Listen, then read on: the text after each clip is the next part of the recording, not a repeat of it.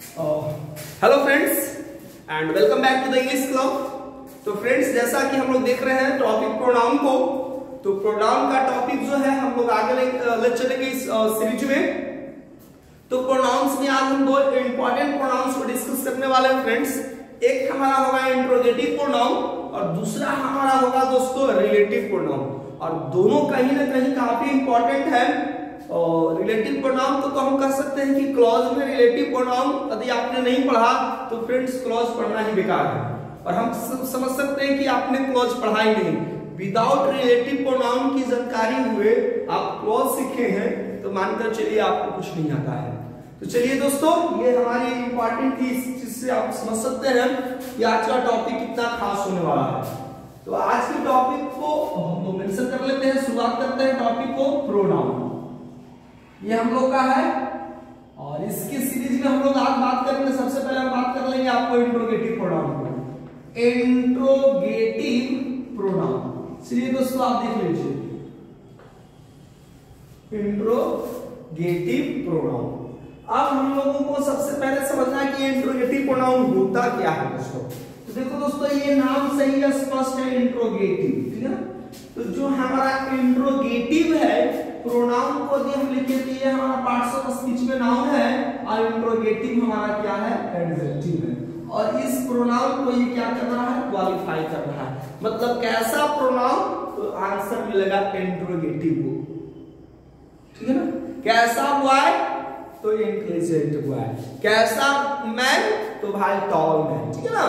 तो आप समझ सकते हैं कि वैसे वर्ड जो नाउन को, या हम कह सकते हैं इक्विवेलेंट वर्ड जो नाउन की जगह पर इस्तेमाल होता है, हम उसकी इक्विवेलेंट इस्तेमाल करते हैं, तो वो वर्ड्स को मोस्ट ऑफन हम लोग प्रोनाउन कहते हैं, ठीक है ना। और तो वो जो हमारा वर्ड प्रोनाउन होता है जो नाउन के बदले में इस्तेमाल कर सकते हैं या उसकी इक्विवेलेंट हम लोग इस्तेमाल करते हैं, तो वो वर्ड हमारा एडजेक्टिव कहलाता है। तो यहाँ पर हमारा टॉपिक है इंट्रोगेटिव प्रोनाउन, यानी वैसा प्रोनाउन जो आपको इंट्रोगेट करता है। तो एक वर्ड और समझ लीजिए, हम लोग समझेंगे इंट्रोगेटिव जो है वो, उसका एक और वर्ड हमने सीखा इंट्रोगेट। और इंट्रोगेट का मतलब उसको क्या होता है, टू इंक्वायरी। और इंक्वायरी हम लोग सोचते हैं कि भाई स्कूल में इंक्वायरी आई हुई है, ठीक है ना। यानी इंक्वायरी का मतलब हम कह सकते हैं टू इंस्पेक्ट, ठीक है, टू इंक्वायरी, टू आस्क, ठीक है ना, पूछताछ करना। क्या इसको हम लोग कहते हैं दोस्तों, इंट्रोगेट वर्ड का मतलब पूछताछ। आप किसी चीज के बारे में इंक्वायरी करते हैं, सपोज आपको एडमिशन लेना है किसी संस्था में, ठीक है, तो सबसे पहले आप लोग क्या करते हैं, आप जाकर इंट्रोगेट करते हैं, आप जानकारी लेते हैं भाई आपकी कोचिंग का स्टेटस क्या है, किस चीज के लिए संस्था रन करती है, क्या इसका है। तो ये हम जैसे हम लोग के पास कस्टमर पेरेंट्स आते हैं तो हम लोग बेसिकली मैं आपको यही बताता हूँ, ये संस्था जनरली इंग्लिश के लिए प्रोवाइड करती है और ग्रामर के साथ साथ स्पोकन की भी फुल यहाँ पर आपको कॉन्सेप्ट मटेरियल्स दिए जाते हैं। और लिटरेचर जो है फॉर ऑल क्लासेस के लिए यहाँ पर हम लोग अवेलेबल हैं। यानी ये हमारा होता है, वो लोग इंट्रोगेट करते हैं, लोग पूछते हैं सर फी क्या चार्ज लीजिएगा, ठीक है ना। तो ये बहुत सारे सवाल करते हैं। तो वैसा प्रोनाउन जिसका इस्तेमाल हम इंट्रोगेट करने के लिए करते हैं, या हम कह सकते हैं वैसे प्रोनाउन जिनका हम इस्तेमाल कुछ क्वेश्चंस पूछने के लिए करते हैं, ठीक है ना। तो ऐसे प्रोनाउंस को ही हम कहते हैं दोस्तों इंट्रोगेटिव प्रोनाउन। और ये इंट्रोगेटिव बना कहां से, इंट्रोगेट वर्ड से, इसी से बना है हमारा इंट्रोगेशन, इंट्रोगेशन, ठीक है ना, जो कि ये मेरा क्या है, नाउन है, पूछताछ, ठीक है ना। Process of interrogating the nature you may से। तो इंट्रोगेटिव प्रोनाउंस हमारे कौन कौन से हुए फ्रेंड्स, हमने देखने को इंट्रोगेटिव प्रोनाउंस व्हाट, आप किसी चीज के बारे में जानना चाहते हो, व्हाट इज दिस, आप व्हाट पूछते हो। किसी चीज के बारे में कोई पर्सन यदि आप अननोन है तो आप पूछते हो who is that, who is he, ठीक है ना। तो आप इस्तेमाल करते हैं हु, व्हाट, हु, ठीक है। यदि आप सिलेक्शंस की बात करते हैं, ठीक है, बहुत सारे पेन्स यहाँ पर है, बहुत सारे बुक्स है या बहुत सारे पर्सन्स हैं, तो आप कह सकते हैं which of this pen do you like most, which of this pen do you like most, भाई इन सारे पेन में से कौन से को आप ज्यादा पसंद करते हैं, तो विच हमारा क्या है, इंट्रोगेटिव प्रोनाउन है, ठीक है ना। अब जो है हमारा व्हाट, हु, व्हिच, ये हमारे बेसिकली फ्रेंड्स क्या है, इंट्रोगेटिव प्रोनाउंस है। व्हाट, हु और व्हिच। हम व्हिच को भी मेंशन कर लेंगे, व्हिच और हमारा क्या है, whom, ठीक है।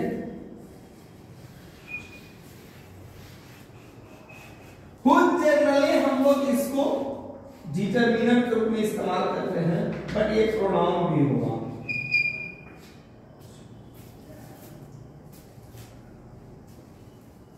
ठीक है। तो व्हाट, हु, व्हिच, व्हिच और हिम, ये है फ्रेंड्स हमारे interrogative pronouns. Once again, what, who, which, which और, यानी आज का जो हम लोग सेशन देखेंगे इंट्रोगेटिव वाले में, हम लोग इन्हीं को पढ़ने वाले हैं। तो सबसे पहले हम लोग डिस्कस करेंगे व्हाट को।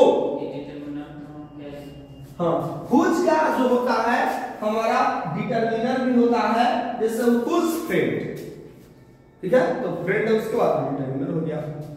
Which is this pen, determiner pronoun दोनों, तो ये हमारा डिटरमिनर भी और साथ ही साथ प्रोनाउन दोनों होता है। अब हम बात करेंगे फ्रेंड्स, आपको सबसे पहले व्हाट की ओर हम लोग पढ़ेंगे। ये तो सब इंट्रोडक्शन था कि इंट्रोगेटिव प्रोनाउन। अच्छा, डिफिनीशन को तो मैं बता चुका हूं, डिफिनीशन आपको विशेष नहीं है कि the pronouns which are used to what, ask some questions और that are used to inquiry, the pronouns which are used to inquiry something और somebody is called interrogative pronoun. वैसे नाउन फ्रेंड्स, सॉरी, प्रोनाउंस जिसका हम इस्तेमाल question पूछने के लिए करते हैं, या आप किसी समथिंग के बारे में जानना चाहते हो या somebody, तो इसी को हम लोग कहते हैं इंट्रोगेटिव प्रोनाउन। टॉपिक बढ़ाएंगे आगे, व्हाट का इस्तेमाल हम दोस्तों कहां कहां करते हैं, ये अपने आप में समझना बहुत ज्यादा है, यानी आप देखकर ही समझ चुके होंगे। मैंने 4 एरो बताए, यानी व्हाट का इस्तेमाल हम 4 सिचुएशन में करते हैं, ठीक है दोस्तों। चलिए एक एक करके हम समझते हैं कि ये 4 कौन कौन सी कंडीशन है जहां पर हम व्हाट का इस्तेमाल करते हैं, ठीक है। तो व्हाट का जो सबसे पहला इस्तेमाल होता है, हम लोग सब्जेक्ट को पूछने के लिए करते हैं। किसको पूछने के लिए करते हैं, सब्जेक्ट। अब ये किसी भी सब्जेक्ट को व्हाट से पूछेंगे नहीं दोस्तों, हम किसी भी सब्जेक्ट को व्हाट से इंट्रोगेट करेंगे नहीं। टर्म्स हमें याद रखना होगा, ये टर्म्स हमें अप्लाई होगा जब हमारा सब्जेक्ट कैसा होगा, समथिंग होगा, तभी हम इस्तेमाल करेंगे किसका, व्हाट का। जो हमारा दूसरा है, व्हाट का इस्तेमाल हम लोग करते हैं कहां पर, जब ऑब्जेक्ट होगा, किसी भी ऑब्जेक्ट में नहीं फ्रेंड। ये भी कहता है कि जब ऑब्जेक्ट somebody होगा तो हम व्हाट का इस्तेमाल करेंगे, गलत। ऑब्जेक्ट कैसा होगा, समथिंग होगा, ध्यान से समझिएगा। तीसरा जो एरो व्हाट को है, व्हाट इज व्हाट में हम लोग चले जाते हैं, व्हाट है क्या, ठीक है।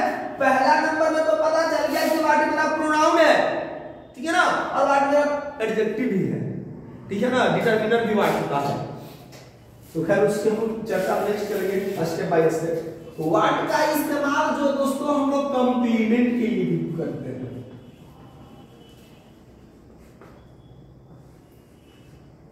ठीक है। जब हम कंप्लीमेंट में कोई पोस्ट हो, ठीक है ना, जैसे he is a teacher, what is he is a teacher. समझ आया कि नहीं आया? तो हम टीचर पोस्ट के लिए हम किसका इस्तेमाल करते हैं, व्हाट का। तो कंप्लीमेंट है, व्हाट का इस्तेमाल करते हैं, पार्टिसिपल स्पीच में मेरा प्रोनाउन है। सबसे पहले समझो फिर कि ये जो क्वेश्चन है हम इंट्रोगेट करने के लिए किसी somebody या किसी समथिंग के बारे में जब हम इंक्वायरी करने के लिए इन सारे टर्म्स का इस्तेमाल करते हैं। और एक जो हमारा व्हाट का आखिरी इस्तेमाल होता है, जो व्हाट के साथ हम जब नाउन लगा देते हैं तो इसका हम इस्तेमाल दोस्तों करते हैं एट्रीब्यूटिव एडजेक्टिव। है तो थोड़ा सा ये टॉपिक से अलग, लेकिन चूंकि हम व्हाट को डिस्कस कर रहे हैं तो सारा पॉइंट हम यहीं पर डिस्कस कर लेंगे। एट्रीब्यूटिव एडजेक्टिव, ठीक है ना। तो जल्दी से थोड़ा आप इसको नोट कर लेंगे। ये 4 पॉइंट्स है हमारे, इन्हीं पॉइंट्स को हम लोग डिस्कस करने वाले हैं।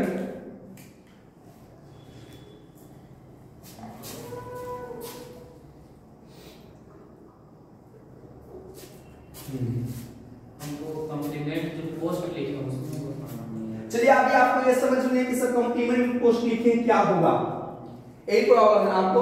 मैं अभी आपको वहां पर पहुंचता हूं।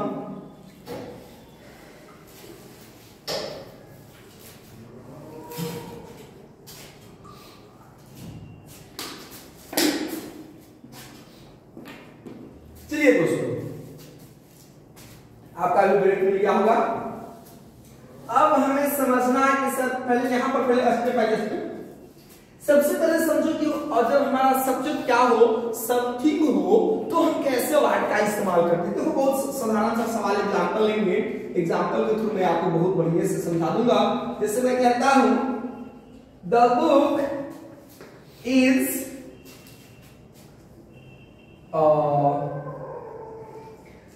Is the source of knowledge.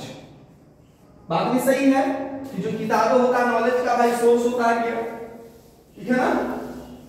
किताबें तो भाई नॉलेज का भंडार कर सकते हो, सोर्स ऑफ नॉलेज, स्रोत क्यों, सोर्स ऑफ नॉलेज, ठीक है। अब यहां पर समझो आप कि जो हमारा द बुक है ना, ये हमारा क्या है, सब्जेक्ट के रूप में। क्या बुक कोई समथिंग का नाम है, सॉरी कोई somebody है, नहीं, तो निश्चित तौर पर ये समथिंग है। और हमें सवाल पूछा जाता कि वो जो नॉलेज का जो सोर्स है वह क्या है, तो आप कैसे सवाल करते हैं, पता नहीं चलता। तो दोस्तों जब हमारा यही सब्जेक्ट में बता रहा था, जब हमारा सब्जेक्ट समथिंग होगा ना, तो हम इस्तेमाल करेंगे किसको, वर्ड का। और क्वेश्चन कैसे करेंगे, बहुत साधारण सा ट्रिक आप पर अप्लाइड होगा, जो हमारा होगा what is the source of knowledge. यही है, आपको आंसर मिलेगा भाई कि जो नॉलेज का सोर्स है वो किससे माना गया, मनी को नहीं, बैंक को नहीं, book is the source of knowledge. यानी ये जो वाट है हमारा, यही कहलाएगा इंट्रोगेटिव प्रोनाउन। क्या कहलाएगा दोस्तों, इंट्रोगेटिव प्रोनाउन। ये कॉन्सेप्ट को पहले आप अच्छे से सुनो। What is the source of knowledge, we get an answer the book is the source of knowledge. यानी जब सब्जेक्ट हमारा समथिंग था, हमने किसका इस्तेमाल कर दिया, व्हाट का। मोर एग्जांपल्स में लेकर आपको समझाता हूं, जस्ट लाइक एग्जांपल, ठीक है। The tree gives us oxygen. बात भी सही है दोस्तों, आज हम लोग जिंदा हैं because of the availability of tree on the earth. यदि अर्थ से सारे पेड़ को काट दी जाए तो आई थिंक जो है सृष्टि नहीं बचेगी।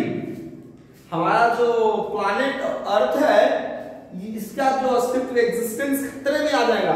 तो ट्री का होना बहुत ही एसेंशियल है। कई बेनिफिट्स भी हमें मिलते हैं भाई, फ्रेश एयर को देते ही देते हैं, साथ ही साथ फ्रेश फ्रूट्स भी देते हैं। मरने के बावजूद भी ये इनके जो डेड बॉडी है, इसके लिए हम कहेंगे, इनकी जो सूखी लकड़ियां हैं भाई, इतना इस्तेमाल है। आप जरा सोच करके देखो, बैठे हो जिस पर लकड़ी का ही बना हुआ है, ठीक है ना। दरवाजे, खिड़की से लेकर फर्नीचर से लेकर कंपनी से लेकर के हर जगह ये इस्तेमाल किए जा रहे हैं। और सबसे पहले तो जीवनदायिनी भाई ऑक्सीजन है। खिड़की फर्नीचर नहीं भी रहे तो चल जाएगा, लेकिन ऑक्सीजन नहीं रहेगा, नहीं चलेगा। तो अब ये जो ट्री है ये तो सर समथिंग है सर, समथिंग नहीं सर गलत है। ये तो हमारा सब्जेक्ट समरी और एग्जांपल आपने सर इसमें लिख दिया, तो कोई एग्जांपल लिखा तो आपने लिख दिया। नहीं दोस्तों, मैं आपको एक चीज समझाने वाला हूं, मैं आपको बताने वाला हूं। हमने पढ़ा एबीसी को पढ़कर चले गए टीबीसी, ऐसे कैसे रहा, ठीक है। ये एबीसी और बीबीसी ये तो सर मिरर में बता रहे हैं, इमेज फॉर्मेशन में कि भाई इधर है तो उधर कौन सा बना, नहीं वैसा मैं कुछ भी नहीं पढ़ा रहा हूं, मैं फिजिक्स में नहीं पढ़ा रहा हूं दोस्तों। मैं आपको कहा कि या तो आप एबीसी याद रखो या तो आप बीबीसी याद रखो, बात दोनों का एक ही पड़ेगा दोस्तों। ये बात क्या है कि ये जरा समझ लेते हैं, ठीक है, ठीक है। देखो हमने कहा एबीसी, तो ए से मैंने कह दिया एनिमल, ठीक है, बी से कह दिया मैंने दोस्तों बर्ड्स, और सी से हमने कह दिया दोस्तों चाइल्ड। अब इसी एनिमल के लिए एक वर्ड इस्तेमाल कर दिया, B for base, B for birds और सी फॉर चाइल्ड। और इसी में हमको याद रख लेना है टी, इसमें जो भी हमारे ट्रीज आ जाएंगे, ठीक है। तो ये हमारे क्या है, somebody है। लेकिन हम बात करेंगे जब प्रोनाउन इस्तेमाल करने की, ठीक है तो अकॉर्डिंग टू साइंस, क्योंकि भाई इसके अंदर ग्रोथ होता है, इसको भी वो सारे रिक्वायरमेंट चाहिए, इसको भी सनलाइट चाहिए होता है, और मिनरल्स चाहिए होता है, वाटर की जरूरत पड़ती है, हम लोग को भी सनलाइट चाहिए, हम लोग को भी वाटर चाहिए, ठीक है। इसके बाद ये फोटोसिंथेसिस प्रोसेस होता है जिसमें भोजन बनाते हैं, तब ये जिंदा होते हैं, हम लोग भी भोजन बनाते हैं। तो ये है somebody फ्रेंड्स। लेकिन जब हम लोग बात करते हैं ग्रामर की इंग्लिश में, ठीक है ना, इंग्लिश ग्रामर में प्रोनाउन की जब बात आती है भाई कि हम इसके टर्म पर क्या इस्तेमाल करेंगे, तो ये जो टर्म्स है हमारे एबीसी या जिसको हम बीबीसी बता रहे हैं, हम इसको कंसीडर कर लेते हैं समथिंग। अब देखिए तो मैं सही पॉइंट पर आ गया ना, जब ही हमने कहा हम कंसीडर कर लेते हैं समथिंग, तो द ट्री हमारा बन गया सब्जेक्ट समथिंग। और जब सब्जेक्ट हमारा समथिंग है, क्वेश्चन किसका इस्तेमाल करेंगे, व्हाट का, अर्थात हम टॉपिक पर ही हैं। हम लोग प्योरली कहेंगे दोस्तों वी आर ऑन टॉपिक, हम लोग टॉपिक से डिविएट नहीं हुए थे। चलिए अब हम लोग बात कर लेंगे डायरेक्टली यहां पर, व्हाट gives us oxygen। अब ये सवाल कर रहा है कि हम लोगों को भाई ऑक्सीजन क्या देता है, तो हम लोग आंसर करेंगे ट्री हम लोगों को क्या देता है, ऑक्सीजन देता है। दो और एग्जांपल्स ले लेते हैं, 2 4 5, ताकि आपको पूरी कॉन्सेप्ट क्लियर हो, ऐसा नहीं लगे कि एक ही 2 एग्जांपल बता करके आगे यार पूरी डीप पढ़ाऊंगा दोस्तों, हर एक पॉइंट को क्लियर करूंगा कंसेप्ट को। और तब तक हम लोग एग्जांपल्स करेंगे जब तक कि आपको पूरी तरह से आप कमांड नहीं कर लेते हो टॉपिक को, तब तक हम लोग नहीं हटेंगे। मोर एग्जांपल्स की बात कर लेंगे, ठीक है ना। बर्ड से यही पे रहेगा द बर्ड, ठीक है, फ्लाइज इन द स्काई। तो अब हमें क्या बताओगे कि the bird fly in the sky में हमारा सब्जेक्ट क्या है, द बर्ड, ठीक है ना। somebody है कि something है, आप कहोगे somebody, हम कहेंगे something, रीजन मैंने बता दिया है, इसलिए हम कहेंगे सब्जेक्ट something, ठीक है। ये साइंस का नियम नहीं चलेगा, ये ग्रामर का यहाँ पर चलना है। तो the bird flies in the sky, ठीक है ना। तो अब जो है हम लोग इस्तेमाल क्या करते हैं, ठीक है, आपका what flies in the sky, और आप इस्तेमाल कर देंगे क्वेश्चन मार्क। भाई आसमान में कौन उड़ता है, what का मतलब कौन ही है, ठीक है ना, ये चीज हो गया। यदि आप कह देते हैं सर कौन आसमान में उड़ता है, आंसर होगा द बर्ड। तो who flies in the sky, ये फिर कॉन्सेप्ट हमारा गलत हो जाएगा, reference to that very sentence. इस सेंटेंस का भी आप ऐसा क्वेश्चन करते हैं तो फिर आप गलत कर बैठते हैं, क्योंकि ये सब्जेक्ट समबड़ी का होगा। तो हम लोग व्हाट को एज ए सब्जेक्ट देखें। लेकिन यदि सपोज एक सेंटेंस ऐसा रहता है सर, जरा इस सेंटेंस को गौर किया जाए, यदि हमसे सेंटेंस ऐसे पूछा जाए, my teacher works for our betterment.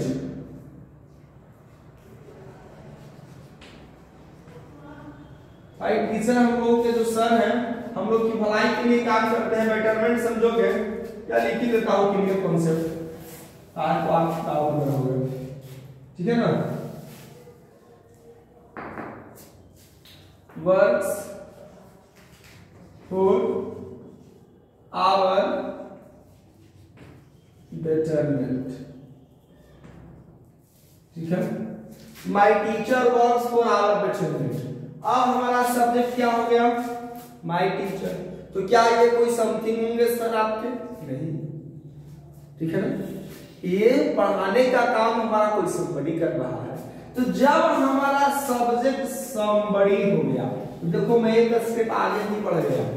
हमने बताया इंट्रोगेटिव प्रोनाउन में कौन कौन से, फिर देखते हैं व्हाट को, हु को, विच को, हुज को, और हम बात कर रहे हैं whom को। यही मैंने बताया ना आपको। व्हाट को तो एक कंडीशन आप देख चुके हैं, ठीक है। अब बात हम करते हैं तो हु का सिर्फ एक ही कंडीशन इस्तेमाल होता है, वो है हु का हमारा क्या, तो यहीं पर सीख लेते हैं, इस पॉइंट पर देख लेंगे। हु जो हमारा हुआ, ठीक है ना, जब हमारा हु का इस्तेमाल हम सब्जेक्ट समबड़ी के रूप में करते हैं। यही सिर्फ एक कॉन्सेप्ट हमें इस्तेमाल करना है। इसका इस्तेमाल कभी कभी ऑब्जेक्ट के रूप में भी करते हैं, लेकिन इनफॉर्मल होगा, स्टैंडर्ड नहीं होगा। हु का इस्तेमाल हम सब्जेक्ट के रूप में करते हैं। कब करते हैं हु का इस्तेमाल सब्जेक्ट के रूप में? जब हमारा सब्जेक्ट कैसा हो, समबड़ी हो। क्वेश्चन करके देखो, my teacher works for our betterment. Who works for our betterment। भाई हम लोगों के लिए, हम लोगों की भलाई के लिए कौन काम करते हैं? There is no one Lord except teacher, जो आपको डांटते हैं, कभी कभी आपको पनिश भी करते हैं, कभी नहीं, दुलार भी करते हैं, रुलाते भी हैं कभी कभी। And that person is teacher। एक टीचर ही है जो इतना सारा एक्टिविटी करते हैं, ठीक है ना। कभी कभी आपको गाना सुनने का मन होता है तो सब कोई कैसे आपके सिंगर बन जाइए, एक्टिंग भी आपके सामने करते हैं, तो बहुत सारे फॉर्म्स है टीचर के रूप में, ठीक है। मोटिवेट भी आप करते हैं तो मोटिवेशन का रूप हो गया, पेरेंट्स भी है आपके। तो the teacher works for our betterment, who works for our betterment, हमारा राइट आंसर हो गया the teacher works for our betterment. ये जो हुआ हमारा हो गया दोस्तों इंट्रोगेटिव प्रोनाउन। कैसा हो गया हमारा? Interrogative pronoun. ये हमारा हो गया इंट्रोगेटिव प्रोनाउन, ठीक है ना। तो ये जो हमारा कॉन्सेप्ट है, ये चीज है, ठीक है।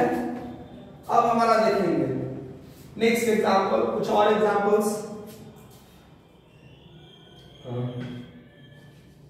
The boy plays in the lawn. बच्चे हैं भैया, खासकर लड़के, इसको पार्क रखने की जरूरत नहीं है, ये गली में भी क्रिकेट शुरू कर देंगे। इंडिया भाई गली गली में क्रिकेट के दीवाने लोग बने हैं, ठीक है ना। हर जगह आपको आशिक नजर आएंगे क्रिकेट के, और खासकर आईपीएल हो गया, वर्ल्ड कप है तो बाकी मत करो, नजरें टीवी से, टेलीविजन से हटती ही नहीं है। और तो मोबाइल है, बाथरूम में भी जाएंगे तो बेचारा वहां पर भी देखते रहेंगे भाई एक तरफ जाला है, कोई आउट तो नहीं हो गया है, उनको भी नहीं, हाँ वहां पर भी ऑपरेट होता है फोन।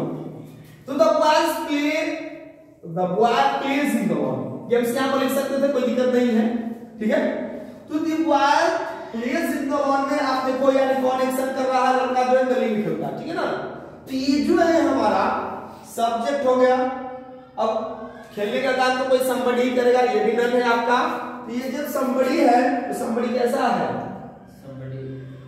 सॉरी सब्जेक्ट कैसा है? somebody है। ऐसे करना चाहिए ना, सब्जेक्ट हमारा कैसा है? somebody है। और जब सब्जेक्ट somebody है तो देखो मैंने क्या मेंशन किया है? who को। तो बढ़ जाने से तो क्वेश्चन कर डालो who को भी, तो इंटरोगेटिव का इस्तेमाल है, क्लियर हो गया। who plays in the भाई लॉन में कौन खेलता है? आंसर क्या मिलेगा? The boy. ठीक है ना, कोई भी आंसर हो सकता था। नेक्स्ट एग्जांपल पर बात करेंगे, एक और एग्जांपल लेंगे सब्जेक्ट के लिए और फिर बढ़ेंगे आगे। चलिए एक एग्जांपल लेंगे। द काउ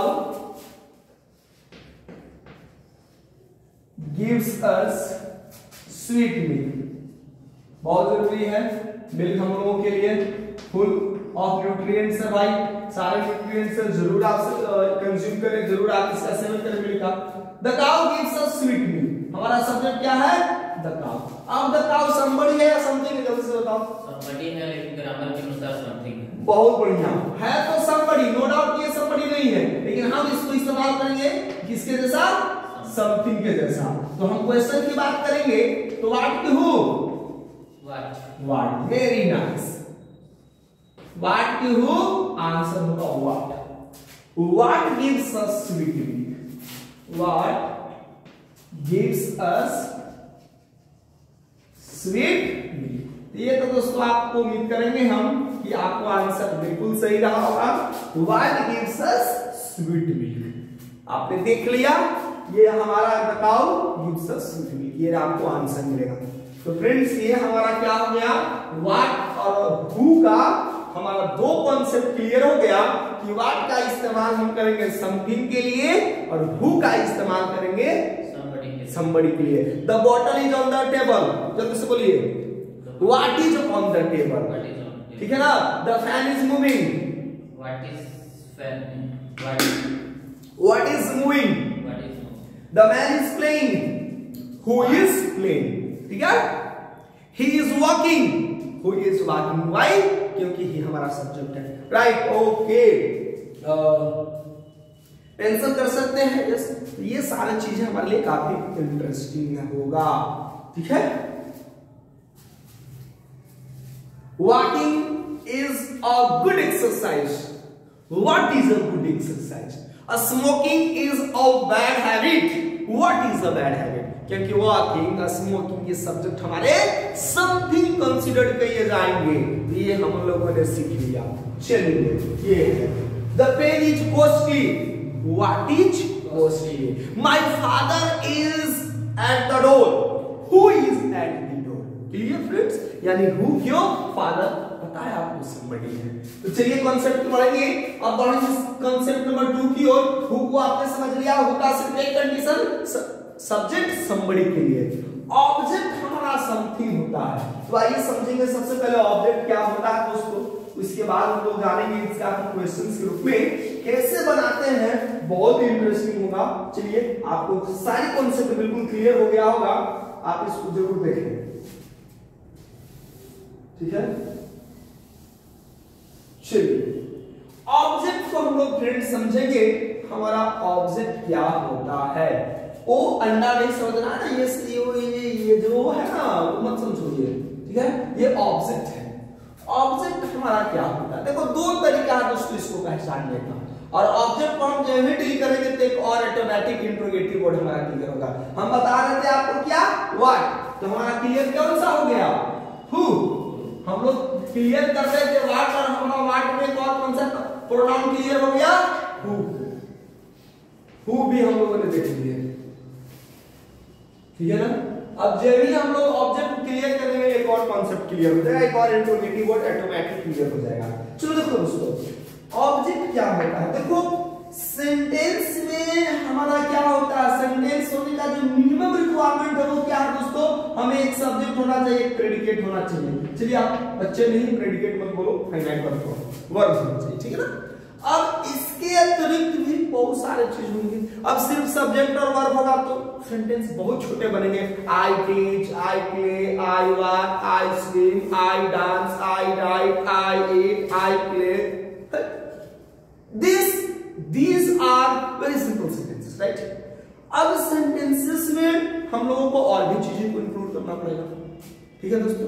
तो अब जो है हमारा इसी में सब्जेक्ट और वर्ब के अतिरिक्त क्या होगा, कुछ और भी चीजें होंगे। हम जिसको कहते हैं सिंपली रेस्ट वर्ड्स, हम जिसको कहते हैं अदर वर्ड्स। ये अदर वर्ड्स और रेस्ट वर्ड्स क्या है सर? तो इसमें बहुत चीज अपने आप में समाया हुआ है, ठीक है ना। रेस्ट वर्ड्स में हम कह सकते ऑब्जेक्ट भी हो सकता है, रेस्ट वर्ड हमारा प्लेस भी हो सकता है, रेस्ट वर्ड हमारा टाइम को भी रिप्रेजेंट कर सकता है, रेस्ट वर्ड हमारा रीजन भी हो सकता है, रेस्ट वर्ड हमारा पर्पस भी हो सकता है, रेस्ट वर्ड हमारा क्वालिटी भी हो सकता है, रेस्ट वर्ड हमारा क्वांटिटी भी हो सकता है, रेस्ट वर्ड हमारा फ्रीक्वेंसी, कुछ भी हो सकता है दोस्तों, ठीक है।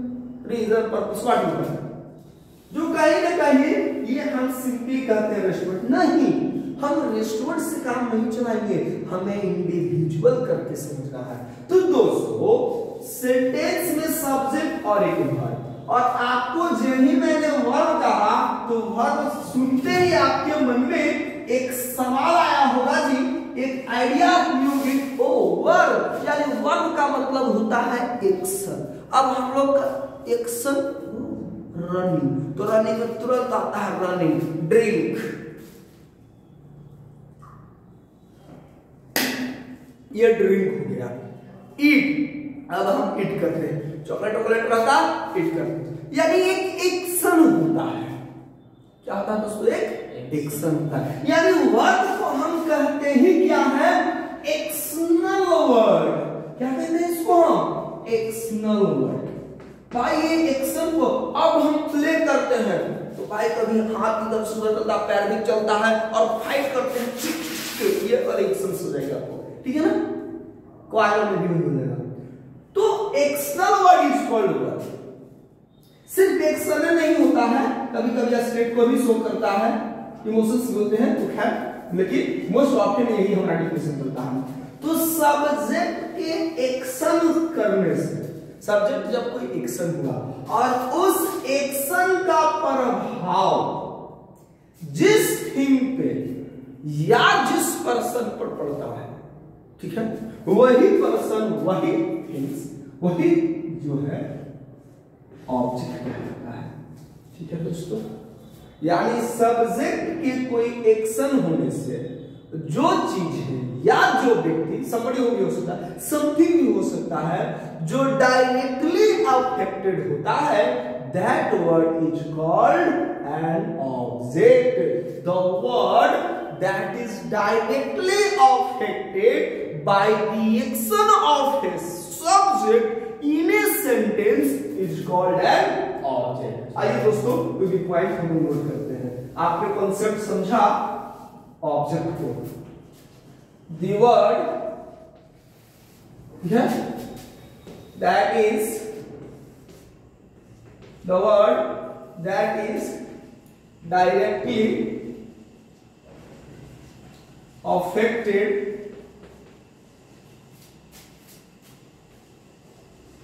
by the action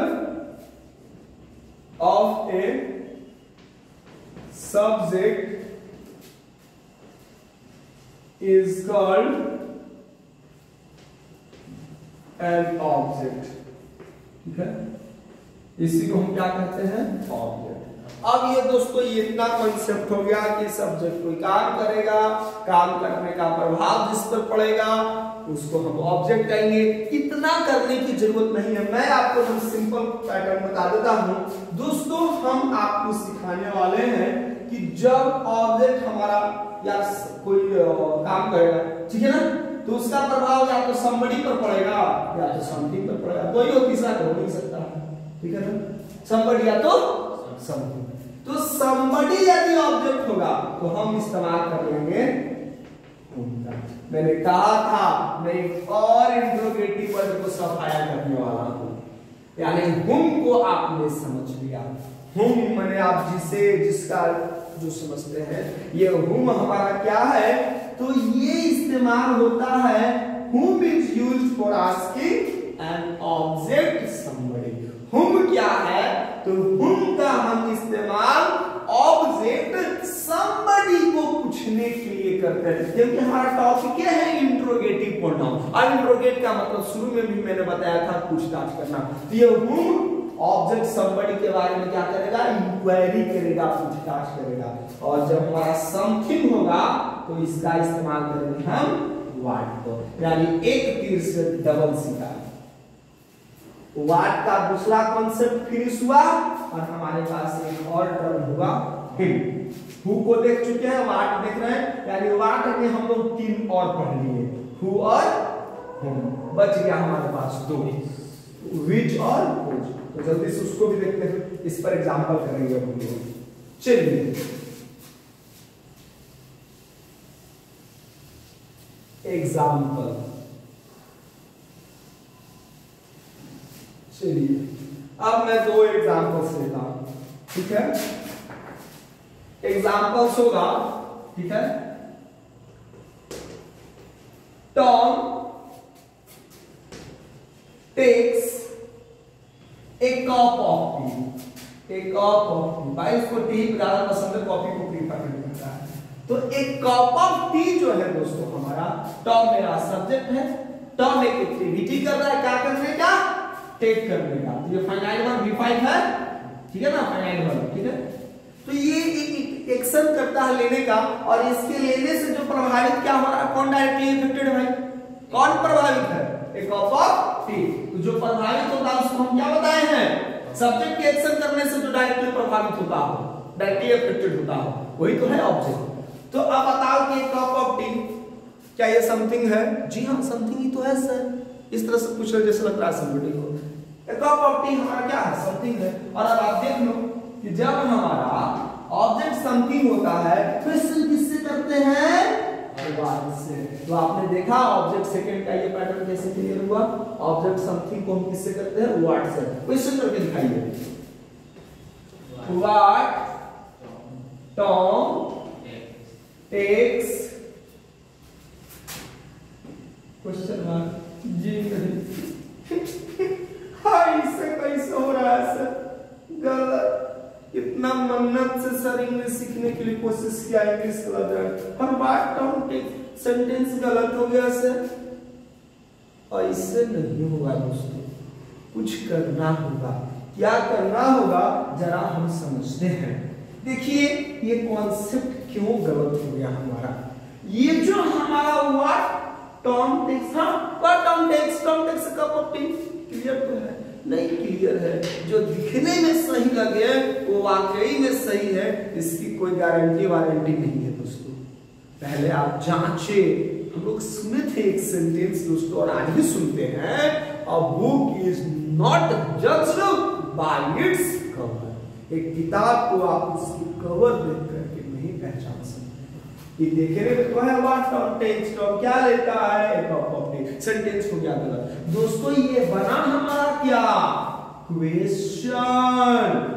और क्वेश्चन की सबसे बड़ी खासियत क्या है, मैंने आपको बताया है सेंटेंस में कि क्वेश्चन की सबसे बड़ी खासियत क्या है कि जो इसका ऑक्सिलरी वर्ब होता है वो सब्जेक्ट के पहले होता है, इसके बाद हमारा रेस्ट वर्ड होगा, कुछ भी हो सकता है, और अंत में हमारा क्वेश्चन मार्क होता है, कुछ भी हो सकता है। भाई अंत में तो क्वेश्चन मार्क दिया सर, लेकिन टॉम के पहले हमने ऑक्सिलरी वर्ब इस्तेमाल नहीं किया। यही रीजन है कि हमारे सेंटेंस गलत हो गए। अब सर हमारा ऑक्सिलरी वर्ब तो हमें याद है sir, auxiliary verb is are am. Auxiliary verb दो तरह से हम लोगों को पढ़ाया गया है, एक को कहते हैं प्राइमरी ऑक्सिलरी वर्ब, दूसरे को कहते हैं मॉडल, और सारा हमें याद है। और इसमें कहीं तो है ही नहीं सर, कहां से हम लोग ऑक्सिलरी वर्ब निकालेंगे, ढूंढ कर निकालेंगे। यदि सफलता हाथ नहीं लग रही है, हम इतनी मेहनत करेंगे कि भाई परेशानियां भी हमारे कदमों के नीचे झुक जाए। और सफलता हमारे कदमों को छुई है। कहाँ हो तुम छिपे हुए? तो इसमें ऑक्सिलरी वर्ब दिखाई नहीं दे रहा है, लेकिन हम ढूंढ निकालेंगे कौन कौन ऑक्सिलरी वर्ब होता है। पता है आपको? Yes sir. Is, are, am, was, were, has, have, had, do, does, did और बाकी मॉडल्स की बात करते हैं। Shall, will, can, may, should, could, might, used to, ought to, have to, must, need and dare. कहाँ है sir? नहीं ना है, मैं दिखाता हूँ, मैं अभी दिखाता हूँ। कहाँ है ये दोस्तों? समझना है हमें। जब हमारा सब्जेक्ट के बाद V1 फॉर्म रहे तो समझना कि इस V1 में हमारा ऑक्सिलरी वर्ब क्या छिपा हुआ है? डू छिपा हुआ है। जब हमारा सब्जेक्ट के बाद V5 रहे क्या समझना है हमें? डज। जब सब्जेक्ट के बाद हमें V2 रहे क्या समझना है? डिड। यही हमारा ऑक्सिलरी वर्ब छिपा हुआ है। तो what Tom takes, yes sir, पता, यस सर, V5 है। डज को निकाल लेंगे बाहर। अभी आपने बताया सर V5 है तो क्या बाहर आ जाएगा? डज। जबरदस्ती निकालूंगी ऑक्सिलरी वर्ब को।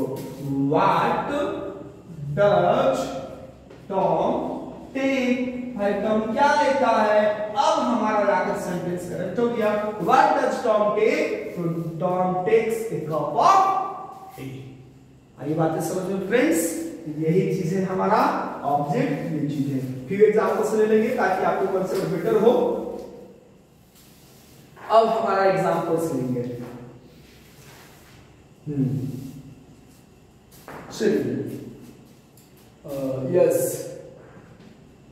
I prefer coffee to tea।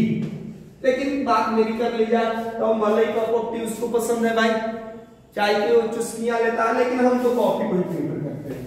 अब हमारे पास क्या है? I prefer what? Coffee to tea. किससे? तो पूरा ऑब्जेक्ट मान लो, ठीक है? ऑब्जेक्ट समबडी है या समथिंग है? समथिंग है तो आई प्रीफर क्या? अब हमारा ऑब्जेक्ट समथिंग है। क्वेश्चन में दिखाओ व्हाट आई प्रीफर। ये गलत हो गया, रीजन पता चल गया सर। अब गलतियां नहीं करेंगे सर, क्योंकि हम पढ़ रहे हैं क्वेश्चन, तो क्वेश्चन की खासियत है समझ में नहीं मिल पाया। अब चूंकि हमारा V1 था तो ऑक्सिलरी वर्ब भी तो हमें ध्यान में रखना है सर। अब सिर्फ एक को हम लोग व्हाट डू आई प्रीफर, जी हाँ, what do I prefer and that's the correct answer.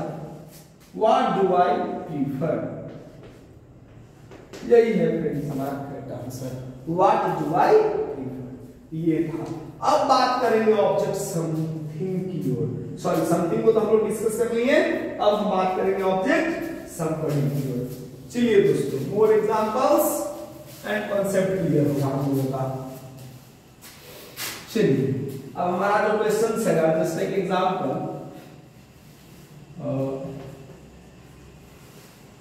My mother loves me. ये सिंपल एग्जांपल रखा, my mother loves me.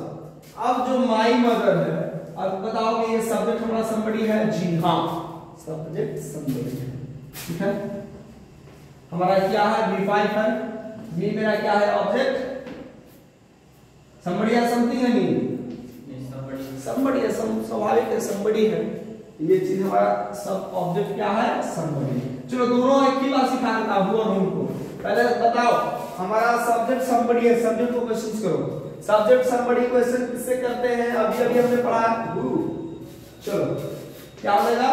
Sir वहां पे वो ऑब्जेक्ट के लिए ना, पहले सब्जेक्ट की चर्चा कर रहा हूं। Who loves me? भाई मुझे कौन लव करता है यार? Who loves you यार? Who can love you? Definitely your mom, your mom. Your mom loves you, right? So who loves me? The right answer will be my mother. Clear concept? अब हम बात कर ले इस ऑब्जेक्ट समबडी की। तो object जब हमारा समबडी है, what will be the right answer? The right answer will be selection of interrogative word. सबसे पहले इंट्रोगेटिव वर्ड सिलेक्ट करो। हमारा whom मैंने सिलेक्ट किया, क्यों किया? क्योंकि मैंने अभी मैंने बताया कि ऑब्जेक्ट समबडी में किसका इस्तेमाल करते हैं? whom का। ऑब्जेक्ट समबडी में क्वेश्चन किसका इस्तेमाल करते हैं? whom का। whom क्या है? Interrogative pronoun. whom क्या है? Interrogative pronoun. याद रखिए। और भी है, आगे पढ़ेंगे। अब whom does my mother love? whom does my mother love? अब loves होगा या love होगा, ये कौन सा विचार आपको देख ले। तो दोस्तों हमारा ये भी फाइल है, क्योंकि इसी भी फाइल इसको हम ये बाहर निकालेंगे। तो ये कॉन्सेप्ट आपका क्लियर हो गया। नेक्स्ट बढ़ेंगे। चलिए दोस्तों, तो who को भी हम लोग देख चुके हैं। वन मोर एग्जांपल्स हम लोग ले लेते हैं।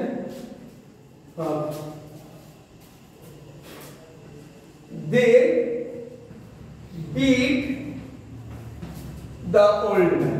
भाई बुढ़ा समझ सकते अपने आप को, समझ रहा है अपने आप को, समझ रहा है बुढ़े व्यक्ति पर हाथ उठाकर यंग विजिटर्स, यंग लड़कन कि हम बहुत बहादुर हैं।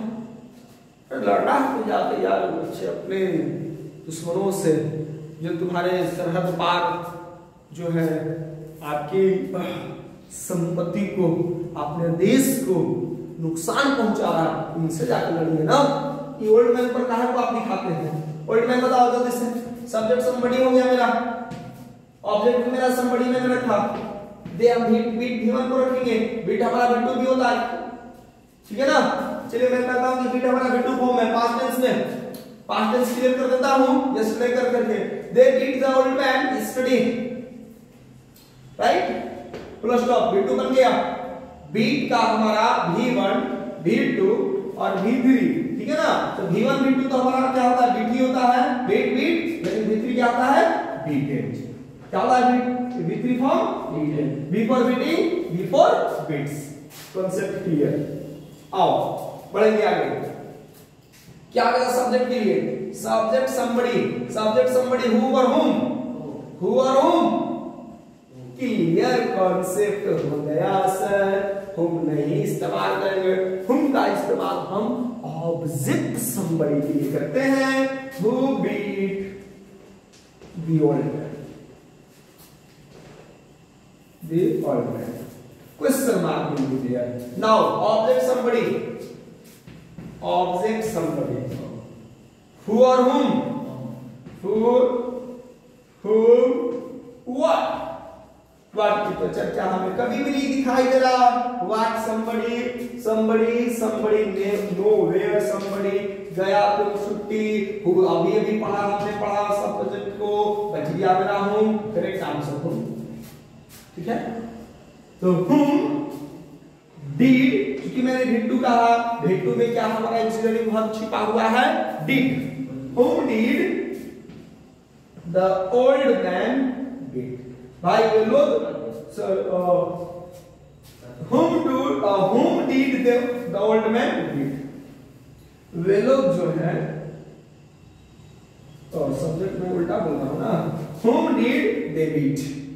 वे लोग जो है किससे पीटे? whom did they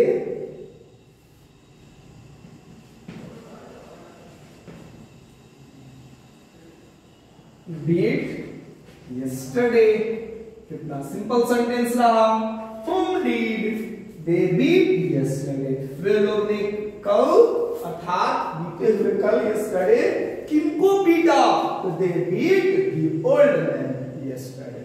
तो ये एग्जांपल्स आप ले सकते हो, बना सकते हो। अब एग्जांपल में और करा कर देखता हूं। चलिए, he loves me। whom does he love? She calls me। whom does she call? ठीक है, ये क्लियर हो गया। She examples low, more examples और examples low. Yes sir। She teaches the students। चलो बहुत ज्यादा एग्जाम्पल हो गया, एक एग्जाम्पल और सेट करेंगे, बहुत फास्ट करेंगे example. She teaches the students, एक एग्जाम्पल पर डिस्कस करना है। She teaches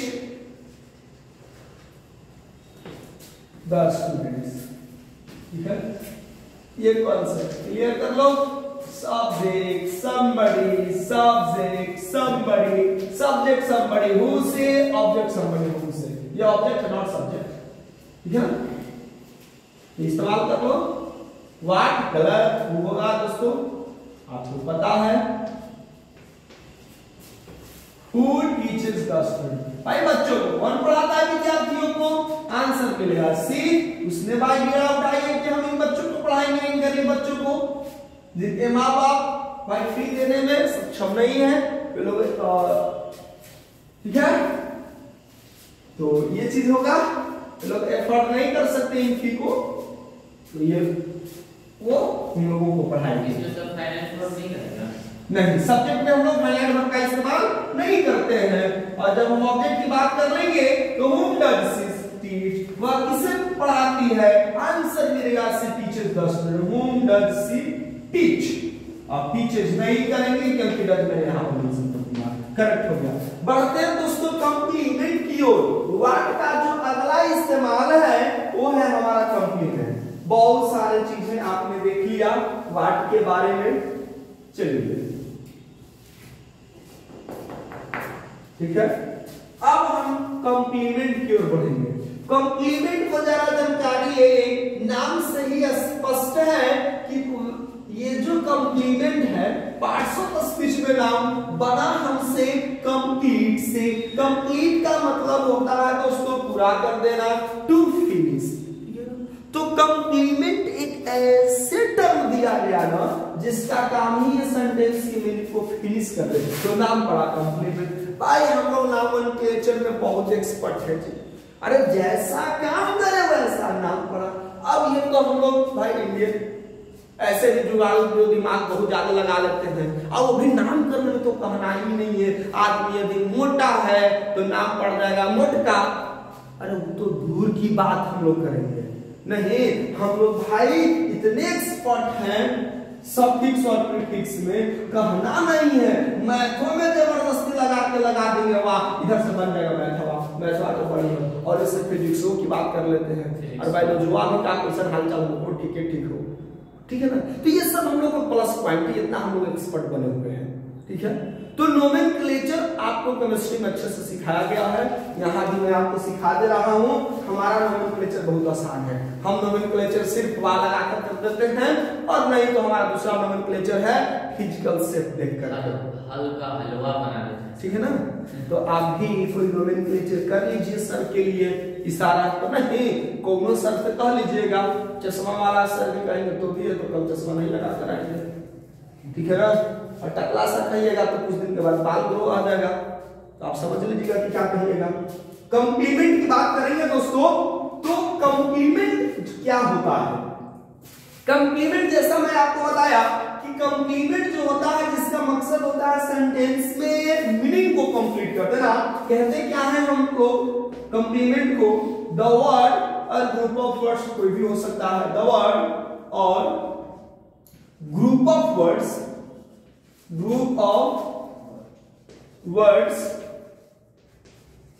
that complete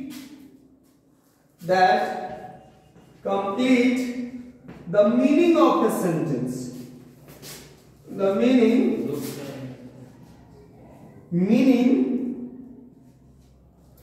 of a sentence is called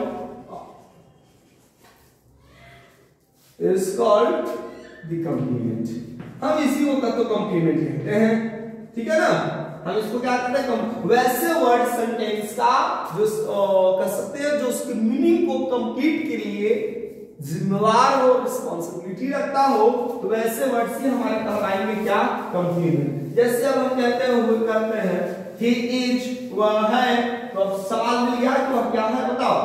he is subject मैंने चूज किया, सब्जेक्ट को ही, उसके बाद ही के अनुसार मैंने लिखा इज, और मैं कहता हूं और क्या है? इज। अरे क्या है? ही इज, वह है, तो क्या है? He is. नहीं ना पता चल रहा है। ही इज करते रहिए, इज में गड़बड़ हो जाएगा। अब जब तक ये न कहे कि he is a player, he is a teacher, he is a singer, ठीक है। तो ये जो प्लेयर वर्ड मैंने मेंशन कर दिया, ठीक है, यही वर्ड क्या है हमारा कंप्लीमेंट है। अब कंप्लीमेंट में कुछ भी होता है दोस्तों, ठीक है। कंप्लीमेंट में हमारा नाउन भी हो सकता है, कंप्लीमेंट में हमारा एडजेक्टिव भी हो सकता है, कंप्लीमेंट में एडवर्ब भी हो सकता है, ठीक है। वीवर फॉर्म भी इस्तेमाल हो सकते हैं, पॉजेसिव प्रोनाउन भी हम कंप्लीमेंट होता है, पॉजेसिव प्रोनाउंस।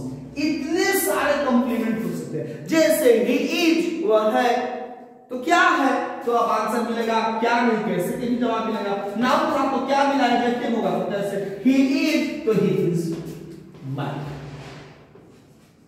वह कैसा है पागल, तो मैड भी मेरा क्या हो गया, ही इज तो he is in the class, तो इन द क्लास मेरा बन गया कंप्लीमेंट, ही इज तो ही इज देयर बन गया मेरा कंप्लीमेंट, ठीक है दोस्तों। तो ये सारे हमारे कंप्लीमेंट बनते हैं। और आप यदि इस कंप्लीमेंट के लिए यदि क्वेश्चन करना चाहें तो आप क्वेश्चन किससे करेंगे, तो देख लीजिए स्टेप नंबर 3, किसका इस्तेमाल करेंगे, कौन सा इंटरोगेटिव वर्ड, व्हाट का।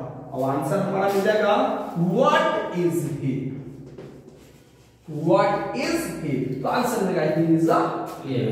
क्लियर हो गया कॉन्सेप्ट हमारा। चलिए एक और एग्जांपल्स ले लेंगे। My father was a teacher, ठीक है, और फादर हमारे टीचर थे, फिलहाल रिटायर कर गए, ठीक है ना। तो अब my father was a teacher, subject somebody, is was past में रखा हुआ हूं मैंने, तो आज हमारा क्या हो गया, auxiliary verb, ठीक है ना। was हमारा auxiliary verb, और auxiliary verb के बाद हमारा जो भी आएगा ये हमारा क्या कहलाएगा, कंप्लीमेंट। क्या कहलाएगा हमारा कंप्लीमेंट। ये हमारा क्या हो गया कंप्लीमेंट, कंप्लीमेंट मेरा क्या नाउन है। क्वेश्चन करके देखो, पहले सब्जेक्ट के लिए क्वेश्चन करो, सब्जेक्ट को भी रिवीजन कर ले यहीं पर। सब्जेक्ट को यदि हम करेंगे तो माय फादर समबडी है, सब्जेक्ट कैसा मेरा समबडी है। क्वेश्चन करके देखेंगे तो क्या हो जाएगा मेरा, Who was a teacher? भाई एक टीचर कौन थे, तो he was a teacher, my father was a teacher, your friend was a teacher, his grandfather was a teacher, कुछ भी हो सकता है, पॉसिबल आंसर, ठीक है ना। अब मैंने लिख दिया माय फादर, तो आंसर करेंगे my father was a teacher. यहां पर मैं सब्जेक्ट कुछ और सोचता तो आप कुछ और भी मेंशन कर सकते थे। कॉन्सेप्ट क्लियर है। अब आप बात कर लो क्वेश्चन मार्क हुआ फ्रेंड्स एक टीचर को लेकर के, और एक टीचर मेरा कैसा है, कंप्लीमेंट के रूप में है, तो कंप्लीमेंट के रूप में है, पोस्ट है, तो हम लोग बात करेंगे किसको दोस्तों, कौन सी किस के रूप में, जल्दी से बताओ क्या मुझे। What was my father, हमारा सब्जेक्ट क्या होगा, कंप्लीमेंट क्या बन जाएगा, What was my father, यही था कॉन्सेप्ट हमारा, What was my father। दोस्तों एक स्टेप हम पढ़ चुके हैं, अब हमारा लास्ट है एट्रीब्यूटिव एडजेक्टिव, जहां पर हम देखते हैं व्हाट। तो दोस्तों चलिए इसको भी हम समझ लेते हैं अच्छे से, ठीक है ना। चलिए अब लास्ट है, इसमें हम इसको इरेज ही कर देंगे पूरा, या रहने देते हैं ताकि आपको क्लियर कॉन्सेप्ट होगा। Attributive adjective, what plus noun, कैसे होता है ये चीज हम समझते हैं। देखेंगे, देखिए जरा आप भी कुछ नोट तो करने के लिए स्पेस बचा नहीं है।